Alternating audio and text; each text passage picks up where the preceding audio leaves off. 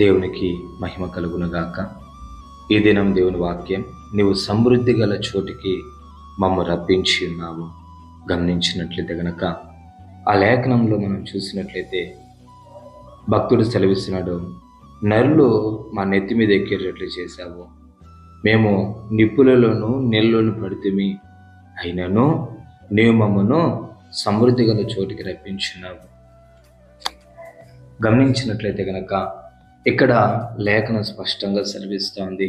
అక్కడ ఆ ప్రజల ఇశ్రాయేలు జనులు ఎటువంటి పరిస్థితులు ఉన్నారంటే, నిప్పులలో అంటే భయంకరమైనటువంటి శ్రమలలోను, ఇరుకులలోను, ఇబ్బందులలోను, పలు రకాలైనటువంటి చెప్పుకోలేనటువంటి వేదన బాధలలో ఆ యొక్క ఇశ్రాయేలు ప్రజలు ఉండగా, అయినా సరే దేవుడంట ఏం చేస్తాడంటే సమృద్ధి గల చోటికి నడిపించాడంట.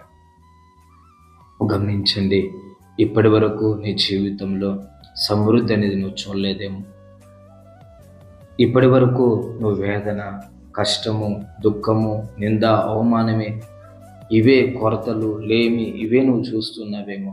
అయితే ప్రభువు నీతో సెలవిస్తున్నదేమంటే, ఇక మీదట ఆయన నీకు సమృద్ధి కలిగినటువంటి స్థలాల్లోనికి, సమృద్ధి కలిగినటువంటి స్థలమునకు నిన్ను నడిపిస్తాడంట.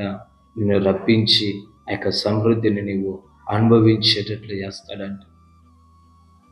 అందుకే కీర్తనలో ఒక మాట ఉంటుంది, అతడు నీటి కాలువల ఎవరు నాటబడినదై ఆకు వాడక తన కాలముందు ఫలమిచ్చి చెట్టు వలె ఉండును అన్నట్లుగా నిశ్చయముగా ఇక మీదట నీవు నీటి కాలువల వారు నాటబడి సమృద్ధి కలిగిన స్థలంలో దేవుడు నిన్ను ఉంచి నీకు దీవెనను ఆశీర్వాదాన్ని కలగజేయబోతున్నాడు. ప్రభు ఈ మాటను దీవించుగాక. పరిశుద్ధుడా స్తోత్రం. ఈ మాటను దీవించి ఆశీర్వదించి బలపరచండి, కృపనివ్వండి. యేసు నామంలో అడిగి పొందుకొని ఉన్నాము పవిత్ర తండ్రి, ఆమేన్.